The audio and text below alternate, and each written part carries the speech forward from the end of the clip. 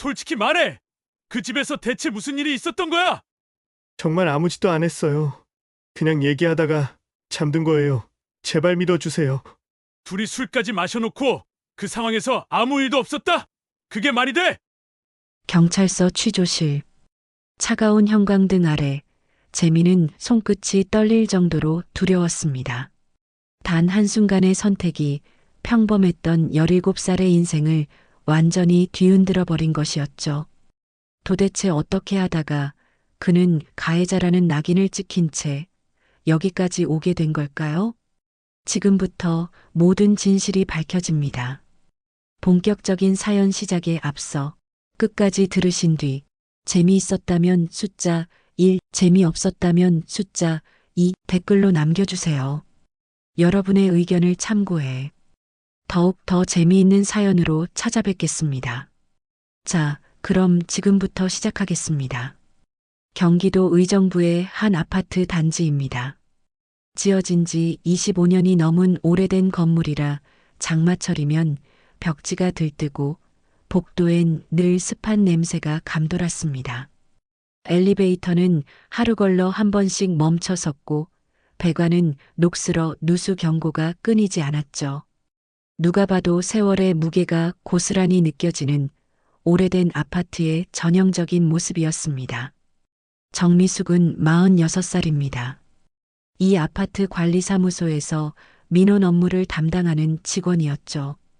노후된 단지 특성상 고장, 누수, 층간 갈등, 택배 분실, 주차 시비까지 크고 작은 민원이 하루 종일 폭우처럼 쏟아졌습니다. 정씨, 203호 누수 또 났어. 관리비 자동이체 왜 안 됐어요? 저 위층 소리 좀 해결해줘요. 미치겠어. 수화기 너머로 퍼붓는 목소리들과 창구 앞에 줄지어 서 있는 주민들을 상대하다 보면 미숙은 하루에도 몇 번씩 깊은 한숨을 내쉬었습니다. 출근하면 민원, 점심시간에도 민원, 퇴근 직전까지 민원이었죠. 때로는 화장실에 들어가 잠시 눈을 감고 숨을 고르는 게 유일한 휴식이었습니다. 그래도 미숙에게는 버틸 이유가 있었습니다. 바로 17살 외아들 윤재민이었죠. 조용하고 성실한 아이였습니다. 말썽 한 번 안 피우고 학교 성적도 나쁘지 않았습니다. 미숙의 삶이자 희망이었죠. 남편과 일찍 헤어진 뒤 미숙은 혼자 재민을 키워왔습니다. 돈이 없어서 학원도 제대로 못 보냈지만 재민은 불평 한마디 없이 혼자 공부했습니다. 가끔 미숙이 야근을 하고 돌아오면 재민이 라면을 끓여놓고 기다리고 있었죠. 엄마, 오늘도 고생 많으셨어요. 그 한마디에 미숙은 하루의 피로가 다 풀리는 기분이었습니다. 재민이 있어서 미숙은 오늘도 버틸 수 있었습니다. 그날도 평범한 저녁이었습니다. 미숙은 관리사무소에서 늦게까지 민원 처리를 하다가 밤 8시가 넘어서야 집에 들어왔습니다. 현관문을 열자 거실에서 재민이 책상에 앉아 공부하고 있었죠. 재민아, 저녁은 먹었어? 네, 엄마. 김치볶음밥 해 먹었어요. 미숙은 가방을 내려놓고 부엌으로 들어가 물을 한 잔 마셨습니다. 오늘따라 유난히 목이 말랐습니다. 하루 종일 민원 전화를 받느라 목이 쉬어 있었죠. 재민은 책상 앞에 앉아 수학 문제집을 펼쳐놓고 있었습니다. 연필로 뭔가를 적다가 지우고 또 적다가 지우고를 반복하고 있었죠. 미숙은 그 모습을 보며 가슴이 뭉클했습니다. 엄마, 저 잠깐 12층 다현이네 가도 돼요? 재민이 어색하게 미숙 옆에 다가와 말했습니다. 다현이네? 왜? 공부 얘기도 하고 잠깐만 다녀올게요. 미숙은 일하느라 지친 얼굴로 그저 조용히 고개를 끄덕였습니다. 재민이 친구 집에 가는 건 드문 일이었지만 공부 때문이라니 딱히 말릴 이유도 없었죠. 너무 늦지는 마. 10시 전에는 들어와. 네, 엄마. 금방 올게요. 재민은 간단히 옷을 챙겨 입고 현관문을 나섰습니다. 미숙은 소파에 앉아 텔레비전을 켰습니다. 저녁 뉴스가 나오고 있었죠. 오늘도 세상은 복잡하고 시끄러웠습니다. 그때는 몰랐습니다. 그 잠깐 다녀올게라는 말이 이 가족의 인생을 송두리째 흔들어 놓을 줄은 전혀 몰랐죠. 미숙은 그저 평범한 저녁이라고 생각했습니다. 재민이 곧 돌아올 거라고, 내일도 또 똑같은 하루가 이어질 거라고 믿었습니다. 하지만 세상은 그렇게 호락호락하지 않았습니다. 때로는 한순간의 선택이 모든 걸 바꿔버리는 법이었죠. 미숙은 소파에 기대어 눈을 감았습니다. 피곤했습니다. 오늘따라 유난히 피곤했습니다. 창밖으로는 밤바람이 불어왔습니다. 낡은 창문 틈새로 바람이 새어들어와 커튼을 흔들었죠. 멀리서 개 짖는 소리가 들렸고 아래층에서는 누군가 문을 쿵쿵 닫는 소리가 울렸습니다. 오래된 아파트의 밤은 늘 이렇게 시끄러웠습니다. 미숙은 잠시 눈을 붙였습니다. 재민이 돌아오면 깨워주겠지. 그렇게 생각하며 미숙은 잠에 빠져들었습니다. 하지만 그날 밤 재민은 예정된 시간에 돌아오지 못했습니다. 12층에서는 미숙이 상상할 수도 없는 일이 벌어지고 있었죠. 밤 9시가 넘은 의정부 아파트 12층 1204호였습니다. 공부 얘기로 시작했던 대화는 어느새 서로의 상처와 불안을 털어놓는 깊은 이야기로 바뀌어 있었죠. 재민은 다연의 방 책상 앞에 앉아 있었습니다. 수학 문제집을 펼쳐놓긴 했지만 사실 둘은 공부보다는 이야기를 나누고 있었습니다. 학교 얘기, 진로 고민, 그리고 집안 얘기까지요. 부모님 오늘 안 들어오셔. 다연이 조용히 말했습니다. 재민은 놀란 눈으로 다연을 바라보았습니다. 혼자 있어도 괜찮아? 괜찮긴 한데 요즘 너무 답답해. 누구한테 기댈 데도 없고. 말끝이 떨렸습니다. 그 떨림이 이상하게 재민 마음을 흔들었죠. 다연은 평소에 밝고 씩씩한 아이였습니다. 그런데 오늘은 뭔가 달랐습니다. 눈빛이 흔들리고 있었고 어깨가 작게 떨리고 있었죠. 재민은 무슨 말을 해야 할지 몰랐습니다. 위로의 말을 건네고 싶었지만 적당한 문장이 떠오르지 않았죠. 그저 다연의 눈을 바라볼 뿐이었습니다. 다연은 자리에서 일어나 냉장고로 갔습니다. 그리고 작은 술병 한 개를 꺼내 들고 돌아왔습니다. 소주였습니다. 오늘은 조금만 마셔보자. 가끔은 일탈도 필요하잖아. 재민은 잠시 망설였습니다. 술을 마셔본 적이 거의 없었죠. 하지만 다연의 눈빛을 보니 거절하기가 어려웠습니다. 오늘따라 다연이 유난히 외로워 보였고 혼자 두기가 미안했습니다. 그래 오늘만. 재민은 작게 고개를 끄덕였습니다. 다연은 부엌에서 작은 유리잔 2개를 가져왔습니다. 그리고 소주를 따랐죠. 투명한 액체가 잔에 차오르는 소리가 조용한 거실에 울렸습니다. 작은 잔이 부딪히며 톡하는 소리가 났습니다. 둘은 천천히 조심스럽게 술을 마셨습니다. 재민은 목구멍이 화끈거렸습니다. 얼굴이 금방 빨개졌죠. 괜찮아? 다연이 웃으며 물었습니다. 응, 괜찮아. 재민은 억지로 웃었습니다. 처음엔 학교 얘기였습니다. 어떤 선생님이 무섭다는 둥, 수학 시험이 어려웠다는 둥. 그러다 점점 깊은 이야기로 빠져들었죠. 다연은 부모님이 자주 싸운다는 얘기를 꺼냈습니다. 집에 혼자 있는 날이 많다고, 외롭다고 말했습니다. 재민도 자신의 이야기를 꺼냈습니다. 엄마가 힘들게 일하는 모습을 보면 미안하다고, 자신이 더 잘해야 하는데 그러지 못해서 죄책감이 든다고 말했죠. 재민아, 너 참 착하다. 다연이 재민을 바라보며 말했습니다. 아니야, 나도 그냥. 아니야. 너는 정말 착해. 엄마 생각하는 것도 그렇고 나한테도 이렇게 진지하게 얘기 들어주고. 다연의 눈빛이 부드러워졌습니다. 재민은 그 눈빛을 보며 가슴이 두근거렸습니다. 이상한 기분이었죠. 떨리면서도 따뜻한 기분이었습니다. 재민아, 너한테 이런 얘기해도 될지 모르겠다. 근데 너랑 있으면 편해. 다연의 목소리가 낮아졌습니다. 재민은 말없이 미소 지었습니다. 둘 사이의 공기는 조용하고 따뜻했고 어딘가 슬펐습니다. 다연은 재민의 손을 살짝 잡았습니다. 따뜻한 손이었죠. 나도 다연이랑 있으면 편해. 재민이 작게 말했습니다. 술잔이 몇 번 더 오갔습니다. 재민은 이미 얼굴이 빨개져 있었고 다연도 눈빛이 흐려지고 있었습니다. 말이 점점 느려졌고 웃음소리도 작아졌죠. 두 사람은 소파에 나란히 앉아 서로의 어깨에 기대었습니다. 재민아, 나 좀 피곤해. 다연이 작게 중얼거렸습니다. 나도 좀 그래. 재민도 눈꺼풀이 무거워지고 있었습니다. 술기운은 서서히 두 사람의 긴장을 풀어냈습니다. 어느 순간 둘은 소파에 기대어 조용히 얘기를 나누다가 점점 말이 줄어들었고 그대로 잠이 들었습니다. 탁자 위엔 비어있는 잔 2개가 나란히 놓여 있었고 12층 거실 한켠에는 재민이 깊게 잠든 채 조용히 숨을 고르고 있었죠.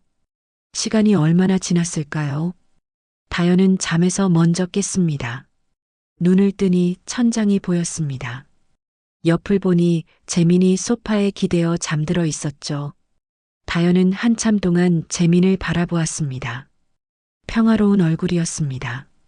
그런데 갑자기 알 수 없는 감정이 밀려왔습니다. 불안? 혼란? 후회?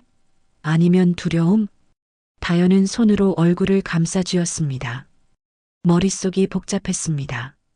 술기운이 아직 남아있어서 생각이 정리되지 않았죠.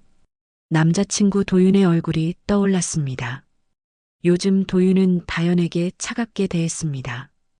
연락도 잘 안 받고 만나자고 해도 바쁘다며 피했죠.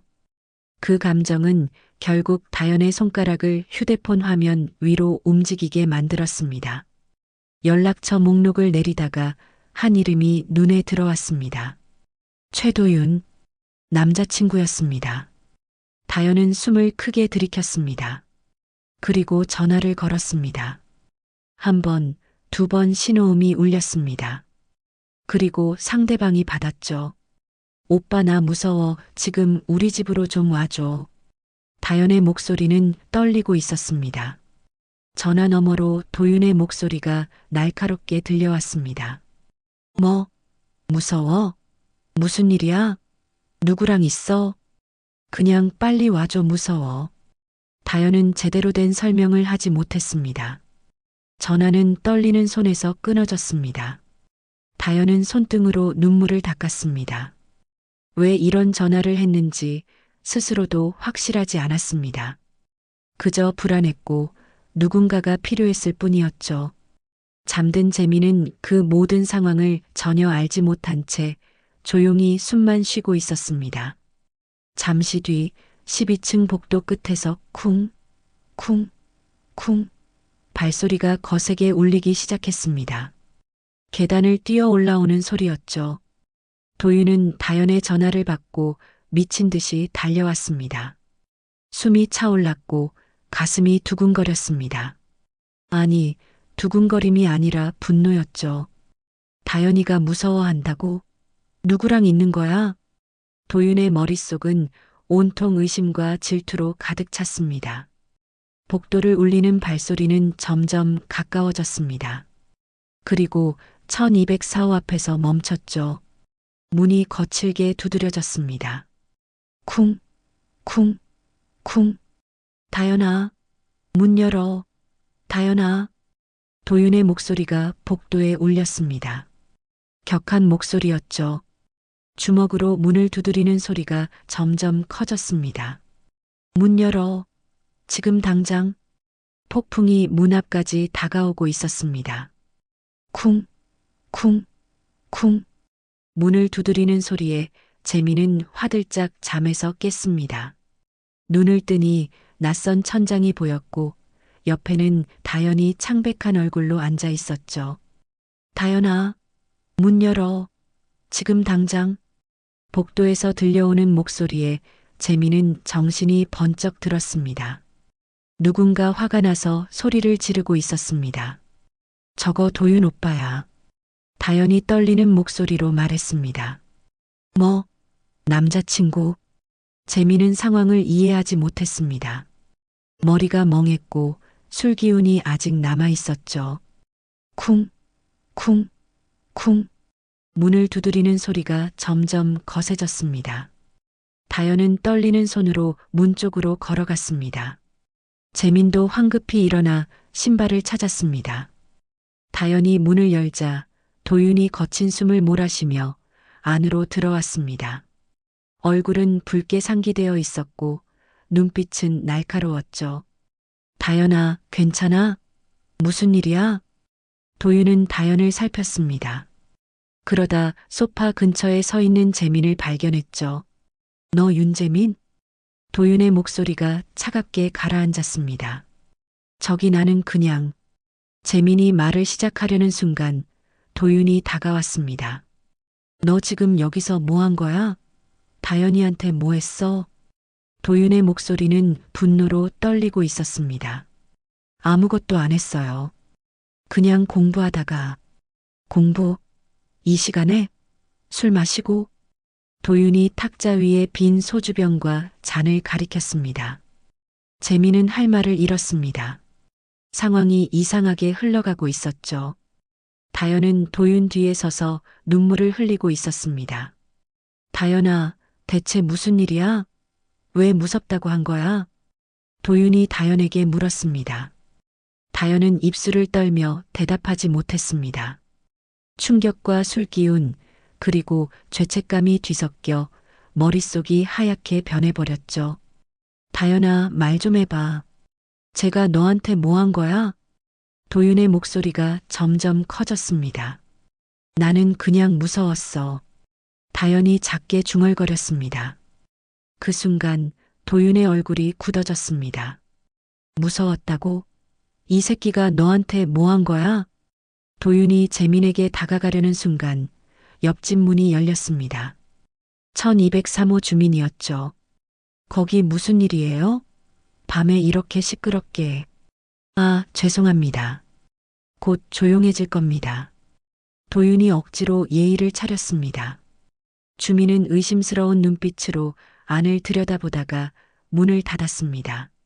하지만 복도는 이미 소란스러워졌고 몇몇 집에서 불이 켜지고 있었죠. 도윤은 다시 재민을 노려보았습니다. 야, 너 지금 집에 가. 근데 이 일 이대로 안 넘어간다. 저기 정말 오해예요. 우리는. 닥쳐. 다연이가 무섭다고 했어. 그게 무슨 의미인지 알아? 도윤의 목소리는 위협적이었습니다. 재민은 가슴이 철렁 내려앉았습니다. 뭔가 잘못되고 있다는 걸 느꼈죠. 하지만 어떻게 해야 할지 몰랐습니다. 나 먼저 가볼게. 재민은 신발을 신고 현관으로 향했습니다. 뒤에서 다연의 흐느끼는 소리가 들렸지만 재민은 돌아보지 못했습니다. 문을 나서는 순간 도윤의 목소리가 들렸습니다. 야, 윤재민. 너 도망가지 마. 내가 반드시 이 일 끝까지 갈 거야. 재민은 떨리는 다리로 계단을 내려갔습니다. 머릿속이 복잡했습니다.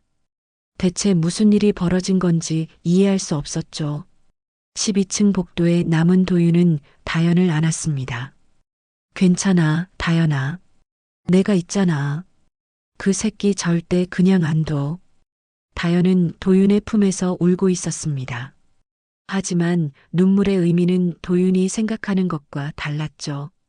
다연은 자신이 무슨 말을 했는지, 그게 어떤 결과를 만들어낼지 알 수 없었습니다. 도윤은 휴대폰을 꺼냈습니다. 일단 경찰에 신고해야 해.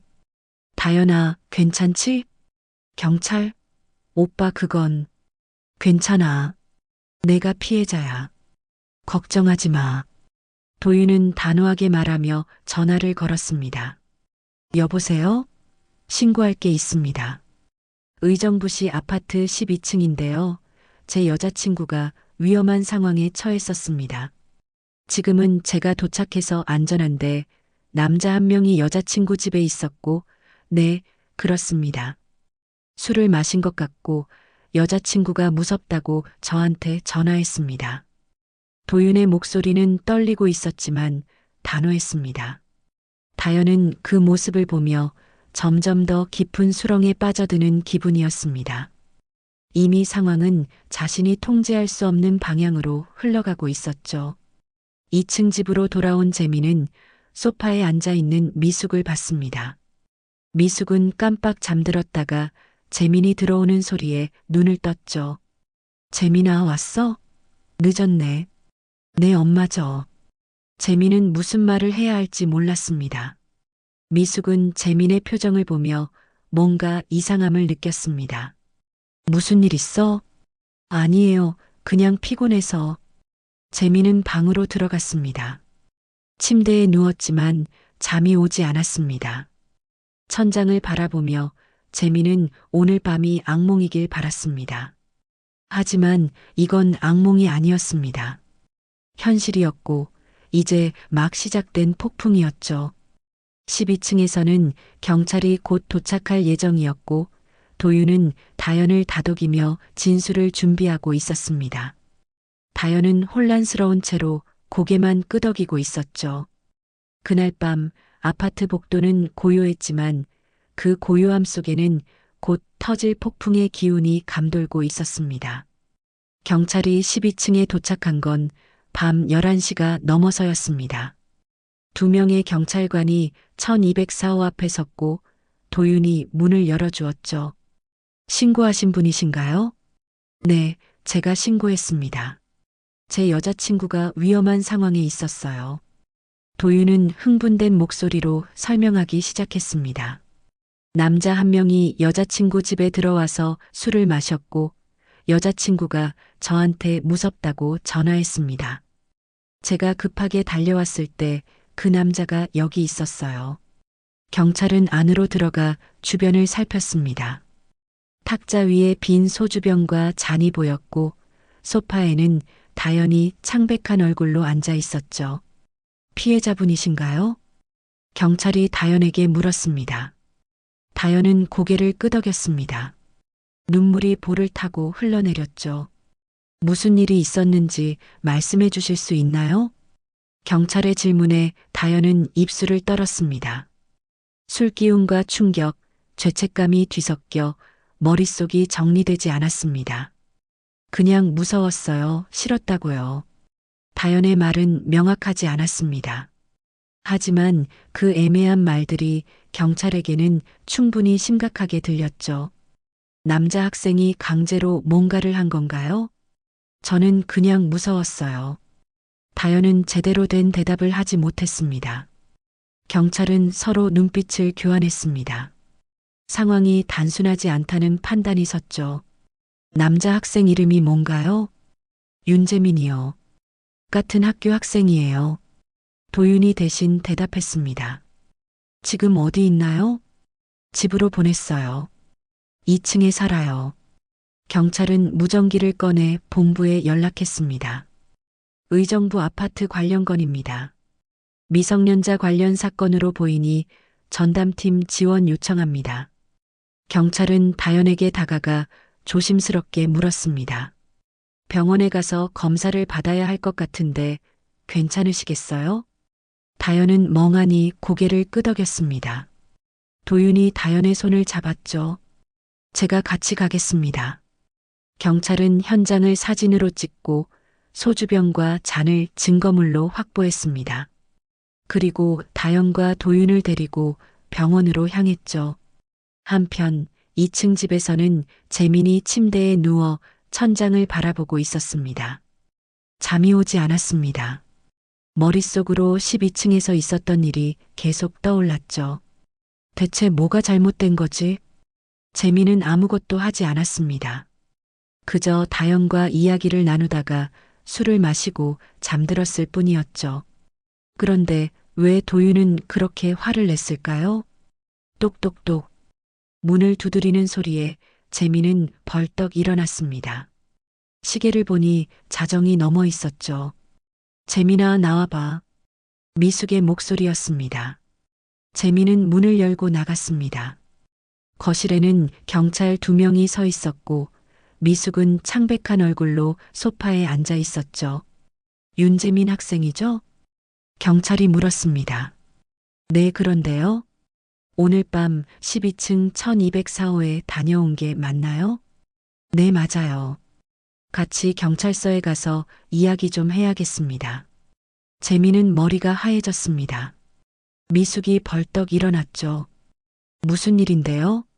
우리 재민이가 뭘 잘못했다고요? 자세한 건 경찰서에서 설명드리겠습니다. 일단 동행 부탁드립니다.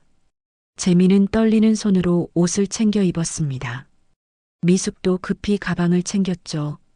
둘은 경찰차를 타고 경찰서로 향했습니다. 경찰서 조사실은 차갑고 무거운 분위기였습니다. 재민은 책상 앞에 앉았고 담당 형사 엄기석이 들어왔습니다. 윤재민 학생, 오늘 밤 1204호에서 무슨 일이 있었는지 말해보세요. 재민은 떨리는 목소리로 설명하기 시작했습니다. 저는 그냥 다연이네 집에 공부하러 갔어요. 그런데 다연이가 술을 마시자고 해서 조금 마셨고 그러다 둘 다 피곤해서 잠들었어요. 그게 다예요. 그게 다라고? 피해자는 무섭다고 했는데 저는 아무것도 안 했어요. 정말이에요. 엄기석 형사는 재민을 날카롭게 바라봤습니다. 피해자가 왜 무섭다고 남자친구한테 전화했겠어요? 이유가 있겠죠? 저도 모르겠어요. 저는 정말 아무것도. 솔직하게 말해요. 술 마시고 분위기 좋아지면 그럴 수도 있죠. 인정하면 더 쉬워요. 재민은 눈물이 났습니다. 아무리 설명해도 믿어주지 않는 분위기였죠. 저는 정말 아무것도 안 했어요. 조사는 새벽까지 이어졌습니다. 같은 질문이 반복됐고 재민은 같은 대답만 할 수 있었죠. 한편 병원에서는 다연이 검사를 받고 있었습니다. 의사는 다연을 진찰한 뒤 기록지에 뭔가를 적었습니다. 외상이나 상처는 보이지 않네요. 의사가 조용히 말했습니다. 도윤은 그 말을 듣고 당황했습니다. 그게 무슨 뜻이에요? 육체적 손상의 흔적이 없다는 겁니다. 도윤은 다연을 바라봤습니다. 다연은 고개를 숙이고 있었죠. 새벽 4시가 넘어서야 재민과 미숙은 경찰서를 나올 수 있었습니다. 미숙은 재민의 손을 꼭 잡았습니다. 재민아, 엄마가 믿어. 괜찮아. 재민은 고개를 떨구고 걸었습니다. 하지만 마음속으로는 알고 있었습니다. 이제 시작일 뿐이라는 걸요. 아파트로 돌아오는 길, 새벽 공기는 차가웠습니다. 멀리서 개 짖는 소리가 들렸고 거리는 텅 비어 있었죠. 재민과 미숙은 말없이 걸었습니다. 둘 다 무슨 말을 해야 할지 몰랐습니다. 그저 집으로 돌아가는 것만이 유일한 목표였죠. 하지만 집에 도착해도 평화는 찾아오지 않았습니다. 이미 상황은 돌이킬 수 없는 방향으로 흘러가고 있었으니까요. 다음 날 아침, 재민은 학교에 가지 못했습니다. 밤새 경찰서에서 조사를 받느라 몸도 마음도 지쳐 있었죠. 미숙은 회사에 연락해 휴가를 냈습니다. 재민을 혼자 둘 수가 없었습니다. 재민아, 아침 먹어야지. 미숙이 식탁에 죽을 내놓으며 말했습니다. 엄마, 나 배 안 고파? 재민은 방에 틀어박혀 나오지 않았습니다. 미숙은 한숨을 쉬며 휴대폰을 꺼냈습니다. 변호사를 알아봐야 했습니다. 하지만 변호사 비용이 얼마나 드는지 막막했죠. 미숙은 인터넷을 검색하며 이것저것 알아보기 시작했습니다. 한편 학교에서는 소문이 빠르게 퍼지고 있었습니다. 야, 들었어? 윤재민 말이야. 무슨 일인데? 12층에서 그 일 벌어진 학생 맞지? 진짜? 대박, 완전 조용한 애였는데. 복도 여기저기서 수군거리는 소리가 들렸습니다. 누군가는 휴대폰으로 메시지를 주고받았고 누군가는 노골적으로 이야기를 나눴죠. 원래 가정 환경이 좀 힘들었다던데 엄마가 관리사무소에서 일한다며 혼자 키운다고 하던데 근거 없는 추측들이 사실처럼 퍼져나갔습니다. 재민은 교실에 없었지만 재민에 대한 이야기는 학교 전체로 번져갔습니다. 다연도 학교에 나오지 않았습니다. 도윤은 다연을 집에서 쉬게 하고 자신은 학교 앞까지 다녀왔죠. 그리고 단톡방에 글을 올렸습니다. 다연이 지금 많이 힘들어합니다. 가해자가 같은 학교를 다니고 있다는 게 믿기지 않네요. 그 글은 순식간에 퍼져나갔습니다. 댓글이 달렸고 공유가 됐고 재민에 대한 비난이 쏟아졌죠. 진짜 최악이다. 경찰은 뭐 하는 거야? 학교에서 퇴학시켜야 하는 거 아니야? 재민은 그 사실을 전혀 모른 채 집에서 침대에 누워 있었습니다. 천장을 바라보며 재민은 생각했습니다. 내가 뭘 잘못한 걸까? 아무리 생각해도 답이 나오지 않았습니다. 며칠 뒤 재민은 경찰서에 다시 불려갔습니다. 이번에는 정식 조사였습니다. 담당 형사 엄기석은 재민을 피의자로 대하기 시작했죠. 윤재민 학생, 진술이 계속 똑같네요. 저는 사실대로 말하고 있어요. 피해자 진술은 좀 다른데요? 재민은 가슴이 철렁했습니다. 다연이가 뭐라고 했는데요? 그건 말할 수 없어요. 다만 당신이 말한 것과 다르다는 거죠. 엄기석 형사는 서류를 넘기며 말했습니다. 피해자가 당황해서 정확히 기억 못하는 부분도 있지만 분명히 무섭다고 했어요. 왜 그랬을까요? 저도 모르겠어요. 저는 정말 솔직하게 말하세요. 피해자가 왜 저렇게 불안해하는지 이유가 있겠죠? 재민은 눈물이 났습니다. 아무리 설명해도 믿어주지 않는 분위기였습니다. 조사실 밖에서 미숙은 변호사와 상담하고 있었습니다. 변호사는 서류를 보며 고개를 저었습니다. 경찰이 제대로 수사를 안 하고 있네요. 문자 내역은요? 통화 기록은요? 일일이 신고 음성은 확보했나요? 그게 잘 모르겠어요. 이건 제대로 된 수사가 아닙니다. 피해자 진술만 듣고 사건을 정리하려는 거예요. 변호사의 말에 미숙은 불안해졌습니다. 그럼 우리 재민이는 어떻게 되는 건가요? 최선을 다해보겠습니다. 하지만 경찰이 이렇게 나오면 쉽지 않을 겁니다. 미숙은 눈물을 닦았습니다. 며칠이 지나도 상황은 나아지지 않았습니다. 학교에서는 재민을 향한 비난이 계속됐고 아파트에서도 주민들이 미숙을 피하기 시작했습니다. 정 씨, 요즘 어때요? 관리사무소 동료가 조심스럽게 물었습니다. 그냥 버티고 있어요. 미숙은 억지로 웃었습니다. 힘내세요. 진실은 밝혀질 거예요. 동료의 위로는 고마웠지만 미숙은 알고 있었습니다. 진실이 밝혀지기 전에 이미 모든 게 망가지고 있다는 거요. 재민은 학교에 복귀했지만 아무도 재민에게 말을 걸지 않았습니다. 복도를 지나갈 때마다 학생들은 피했고 교실에서도 재민 옆자리는 비어 있었죠. 야, 윤재민. 한 남학생이 재민을 불렀습니다. 응? 너 아직도 학교 다녀? 부끄럽지도 않아? 재민은 아무 말도 하지 못했습니다. 다연이 얼마나 힘들어하는데. 너 때문에. 남학생은 재민을 밀쳤습니다. 재민은 비틀거렸지만 참았습니다. 점심시간 재민은 혼자 구석에서 밥을 먹었습니다. 아무도 재민과 같이 앉지 않았죠. 재민은 밥을 먹다가 그만 눈물이 났습니다. 나는 아무것도 안 했는데. 방과 후 재민은 집으로 돌아왔습니다. 미숙은 퇴근도 하지 않고 집에 있었죠. 재민아, 학교 어땠어? 그냥 괜찮았어요. 재민은 거짓말을 했습니다. 미숙을 더 걱정시키고 싶지 않았습니다. 그날 밤 재민은 침대에 누워 천장을 바라봤습니다. 머릿속으로 그날 밤이 계속 떠올랐습니다. 다연과 이야기하던 순간, 술을 마시던 순간, 잠들던 순간, 내가 뭘 잘못한 걸까? 재민은 자신에게 계속 물었습니다. 하지만 답은 나오지 않았습니다. 며칠 뒤 경찰은 재민을 정식으로 피의자 신분으로 넘겼습니다. 사건은 재판으로 가게 됐습니다. 미숙은 변호사 사무실에서 서류를 받아들고 눈물을 흘렸습니다. 우리 재민이 정말 이렇게 되는 거예요? 변호사는 조용히 고개를 끄덕였습니다.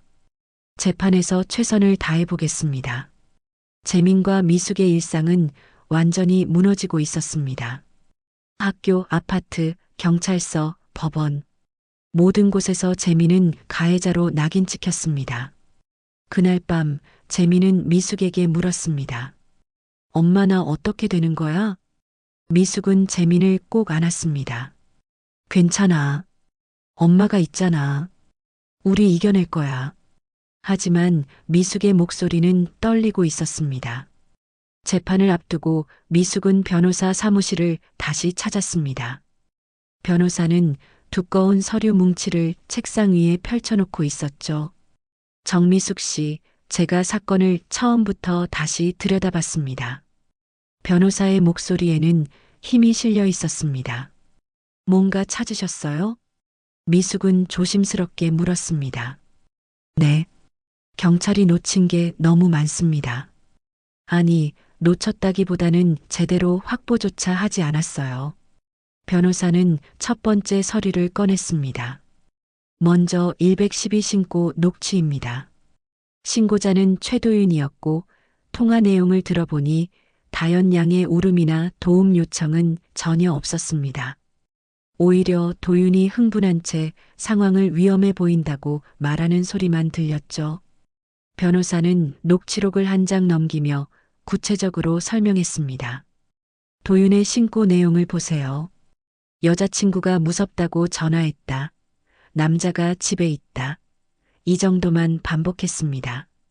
정작 다연 양 본인의 목소리는 단 한 번도 녹음되지 않았어요. 신고 시각은 밤 10시 43분이었고 통화 시간은 1분 15초에 불과했습니다. 이렇게 짧은 신고에서 구체적 피해 내용은 전혀 언급되지 않았죠. 미숙은 눈을 크게 떴습니다. 그럼 다연이가 직접 신고한 게 아니라는 거예요? 네.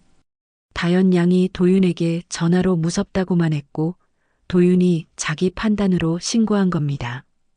이건 사건 초기부터 과장된 분위기가 만들어졌다는 첫 단서입니다. 변호사는 두 번째 서류를 펼쳤습니다. 다음은 병원 기록입니다. 사건 당일 다연 양은 검진을 받았지만 상처나 출혈, 외상 등 물리적 손상은 전혀 없었습니다. 이는 강제성이 있었다는 주장과 크게 어긋나는 결과입니다. 변호사는 의료 기록지를 자세히 짚어가며 설명을 이어갔습니다. 의사 소견서를 보시면 외부 손상 없음, 타박상 없음, 출혈 없음이라고 명확히 기재되어 있습니다. 검진 시각은 새벽 1시 20분이었고 사건 발생 추정 시각으로부터 약 3시간에서 4시간 정도 지난 시점입니다. 만약 강제적 상황이 있었다면 이 시간대에는 분명히 흔적이 남아 있어야 합니다. 하지만 의료 기록상 아무것도 발견되지 않았습니다. 미숙은 손으로 입을 가렸습니다. 그럼 우리 재민이는 아직 더 있습니다. 변호사는 세 번째 자료를 꺼냈습니다. 화면에는 아파트 복도 CCTV 영상이 재생되고 있었죠. 복도 CCTV입니다. 화면을 보세요. 영상 속에는 재민이 혼자 걸어와 1204호 초인종을 누르는 모습이 담겨 있었습니다. 그리고 다연이 아무렇지 않게 문을 열어 재민을 맞이하는 장면이 이어졌죠. 변호사는 영상을 멈추고 타임라인을 상세히 설명했습니다. 이 CCTV 영상을 보시면 재민 군이 1204호 앞에 도착한 시각은 밤 8시 23분입니다. 초인종을 누르고 약 5초 뒤에 다연 양이 문을 열었습니다. 다연 양의 표정은 밝았고 웃으면서 재민 군을 맞이했습니다. 몸짓도 자연스러웠고 전혀 두려워하는 기색이 없었죠. 문을 열고 들어가는 재민 군의 모습도 평범했습니다. 이건 강제로 끌려간 상황이 아니라 자발적인 방문이었다는 명백한 증거입니다. 미숙은 눈물을 닦았습니다. 그럼 왜 경찰은 이런 자료들을 확보하지 않은 거예요? 형사 엄기석이 피해자 진술에만 의존했기 때문입니다. 객관적 증거보다는 감정적 진술에 더 귀 기울였죠. 이건 명백한 수사 오류입니다. 변호사는 네 번째 자료를 꺼냈습니다. 이웃 주민 진술도 확보했습니다.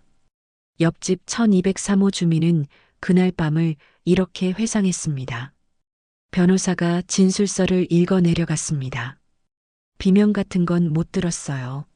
남자친구가 와서 큰 소리로 화내는 것만 들렸지 그 전까지는 조용했어요. 변호사는 주민 진술서를 한 장 더 넘기며 추가로 설명했습니다. 1203호 주민은 그날 밤 10시쯤 텔레비전을 보고 있었다고 합니다. 벽이 얇아서 옆집 소리가 잘 들린다고 했죠. 그런데 10시 전까지는 아무 소리도 들리지 않았다고 증언했습니다.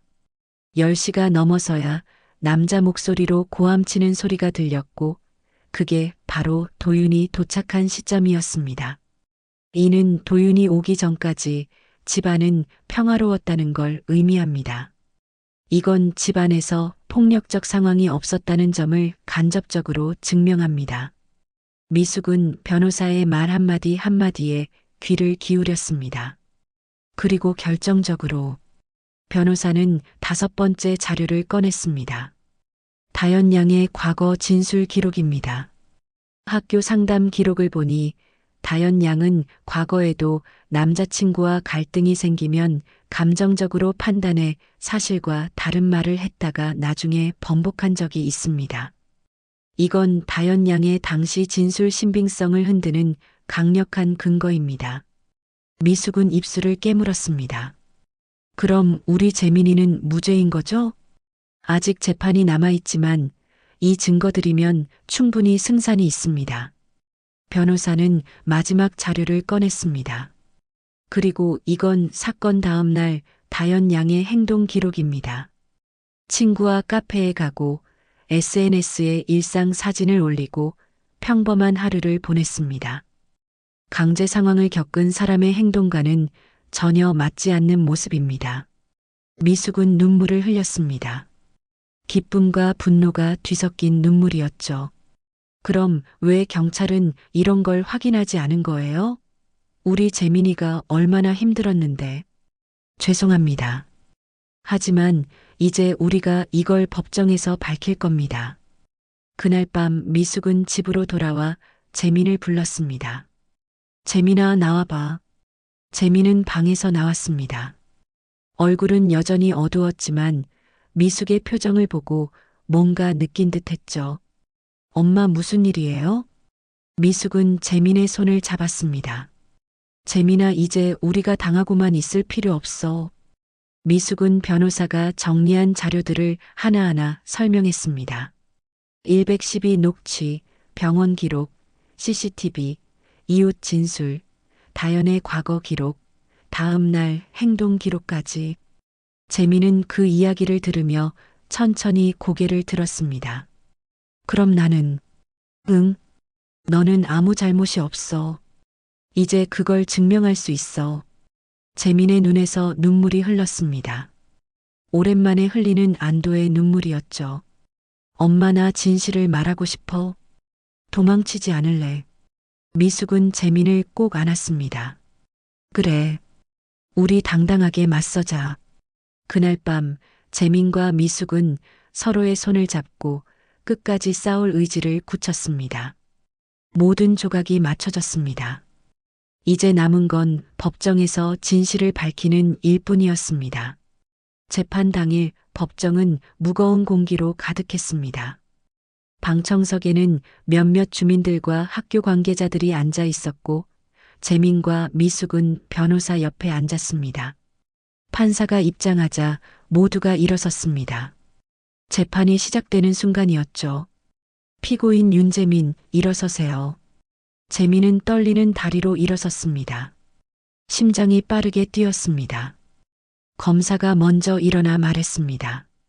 피고인 윤재민은 지난 10월 12일 밤 피해자 이다연의 집에 들어가 술을 마신 뒤 피해자에게 강제적 행위를 한 혐의를 받고 있습니다. 검사는 서류를 넘기며 말을 이었습니다. 피해자는 당시 무섭다고 남자친구에게 전화했고 남자친구가 도착했을 때 피해자는 울고 있었습니다. 피해자의 초기 진술에서도 싫었다, 무서웠다는 말이 반복됐습니다. 검사의 말에 방청석에서 웅성거리는 소리가 들렸습니다. 변호사가 일어섰습니다. 재판장님, 검사 측 주장은 피해자의 감정적 진술에만 의존하고 있습니다. 저희는 객관적 증거를 통해 사실관계를 명확히 밝히겠습니다. 변호사는 첫 번째 증거를 제출했습니다. 먼저 112 신고 녹취록입니다. 법정에 녹음이 재생됐습니다. 도윤의 목소리가 흘러나왔죠. 여보세요? 신고할 게 있습니다. 제 여자친구가 남자가 집에 있고 위험해 보입니다. 빨리 와주세요. 녹음이 끝나자 변호사가 말했습니다. 이 녹취에는 피해자 본인의 목소리가 단 한 번도 나오지 않습니다. 신고자는 남자친구 최도윤이었고 피해자가 직접 도움을 요청한 게 아닙니다. 판사가 물었습니다. 그럼 피해자는 왜 남자친구에게 무섭다고 전화했습니까? 변호사가 대답했습니다. 그 부분은 피해자 본인에게 직접 확인해야 할 사항입니다. 다만 신고 내용만으로는 구체적 피해 사실을 확인할 수 없다는 점을 말씀드립니다. 변호사는 두 번째 증거를 제출했습니다. 다음은 병원 의료 기록입니다. 서류가 스크린에 띄워졌습니다. 피해자는 사건 당일 새벽 1시 20분에 병원 검진을 받았습니다. 의사 소견서를 보시면 외부 손상 없음, 타박상 없음, 출혈 없음이라고 명확히 기재되어 있습니다. 방청석에서 술렁거리는 소리가 커졌습니다. 만약 강제적 상황이 있었다면 분명히 물리적 흔적이 남아 있어야 합니다. 하지만 의료 기록상 아무것도 발견되지 않았습니다. 검사가 일어나 반박했습니다. 물리적 흔적이 없다고 해서 피해가 없었다고 단정할 수는 없습니다. 변호사가 즉시 대응했습니다. 물론입니다.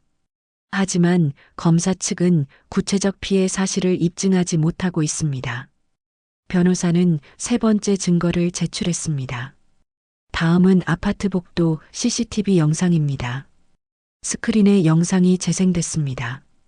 재민이 1204호 앞에서 초인종을 누르고 다연히 웃으면서 문을 열어주는 장면이었죠. 이 영상을 보시면 피고인이 피해자 집에 도착한 시각은 밤 8시 23분입니다. 피해자는 밝은 표정으로 문을 열었고 몸짓도 자연스러웠습니다. 이는 자발적인 방문이었다는 명백한 증거입니다. 판사가 영상을 주의 깊게 보며 고개를 끄덕였습니다. 변호사는 네 번째 증거를 제출했습니다. 옆집 1203호 주민의 진술서입니다. 주민은 그날 밤 10시 전까지 아무 소리도 들리지 않았다고 증언했습니다.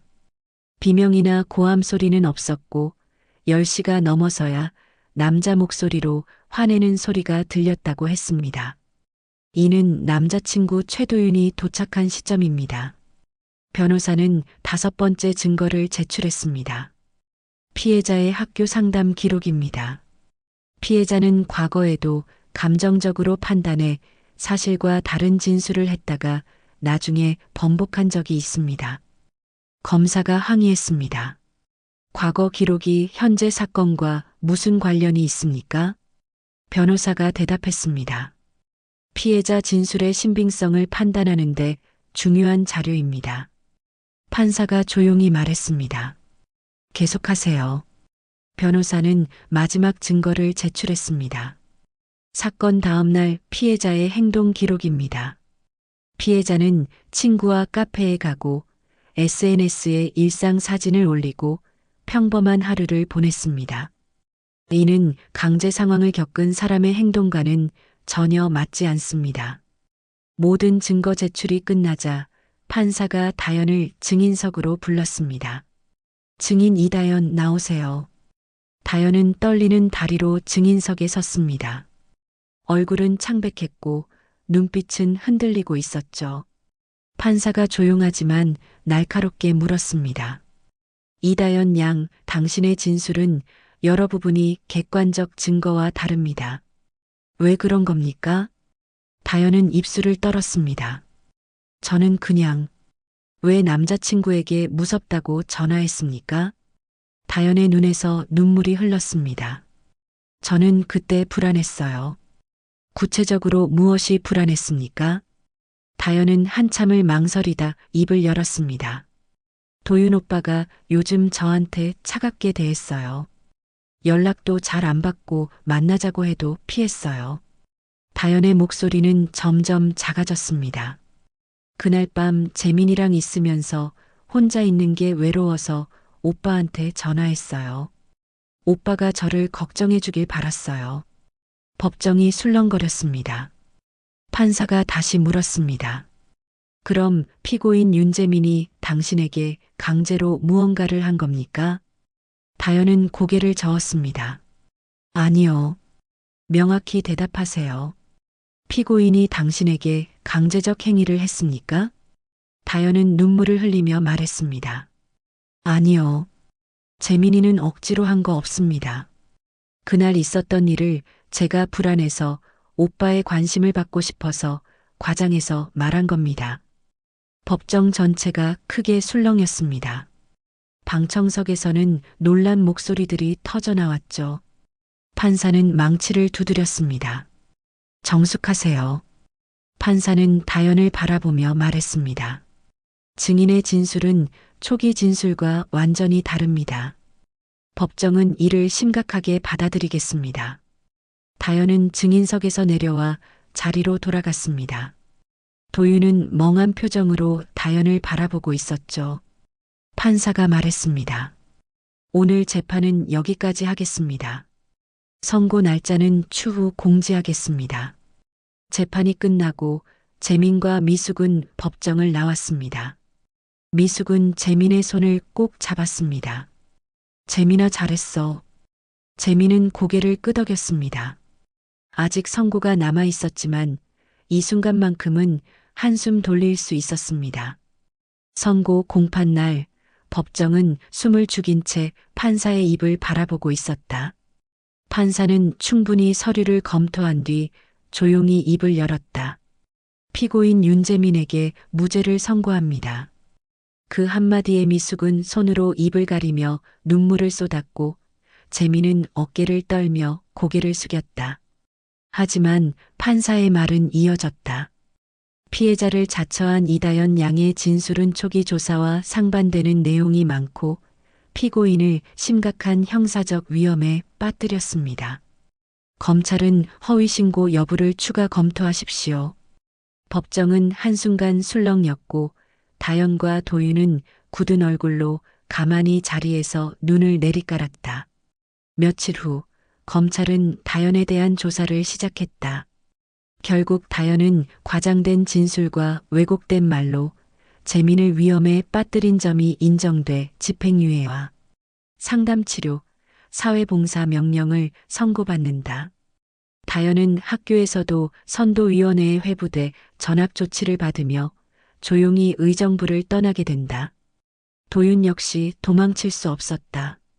그가 SNS와 단톡방에 퍼뜨린 가해자, 범죄자 같은 허위 표현들 때문에 명예훼손 및 허위사실 유포로 조사를 받게 되었고 벌금형과 함께 재민 측에 민사성 손해배상까지 지게 되었다. 학교는 그를 선도위원회에 넘기 고정학과 생활기록부 불이익을 부과했다. 결국 도윤은 재민 앞에 서서 고개를 깊이 숙였다. 미안하다. 내가 너무 흥분해서 너 말도 안 듣고. 그때 재민은 긴 침묵 끝에 입술을 깨물고 조용히 말했다. 됐어요. 나한테 사과한다고 해서 그날 밤이 없어지는 건 아니잖아요. 다만 나 대신 당신들이 평생 그날을 기억했으면 좋겠어요. 그리고 고개를 들지 않은 채 덧붙였다. 난 이제 그 일 말고 내 인생부터 다시 생각해야 할 것 같아요. 그 말에는 용서도 분노도 아닌 다시는 그날로 돌아가고 싶지 않은 한 아이의 지친 결심이 담겨 있었다. 도윤은 아무 말도 하지 못한 채 고개를 깊이 숙이고 돌아섰다. 며칠 뒤 관리사무소에서 퇴근하는 미숙 옆으로 재민이 조용히 걸어와 말했다. 엄마, 오늘은 내가 데려가려고 왔어요. 낡은 형광등 아래 둘은 오래된 아파트 복도를 천천히 걸어간다. 아직 누수 경고는 끊이지 않고 엘리베이터는 미덥지 않지만 오늘만큼은 그 모든 것들이 두 사람에게 조금은 덜 무겁게 느껴졌다. 미숙이 말했다. 재민아, 우리 여기서 조금만 더 버티자. 언젠가는 이 아파트 벗어나자. 재민은 작게 그러나 확실하게 고개를 끄덕였다. 그래요, 엄마. 이번엔 우리가 선택해서 나가요. 낡은 엘리베이터 문이 천천히 닫히며 그들의 새로운 시작을 품어 안는다. 무너졌던 일상은 완전히 예전으로 돌아가진 못했지만 그들은 분명 예전보다 더 단단해져 있었다. 자, 오늘의 사연이 끝났습니다. 여러분의 판단은 어떠셨나요? 재미있었다면 숫자 1, 아니었다면 숫자 1을 댓글로 꼭 남겨주세요. 그리고 구독과 좋아요는 영상을 만드는데 큰 힘이 됩니다. 감사합니다.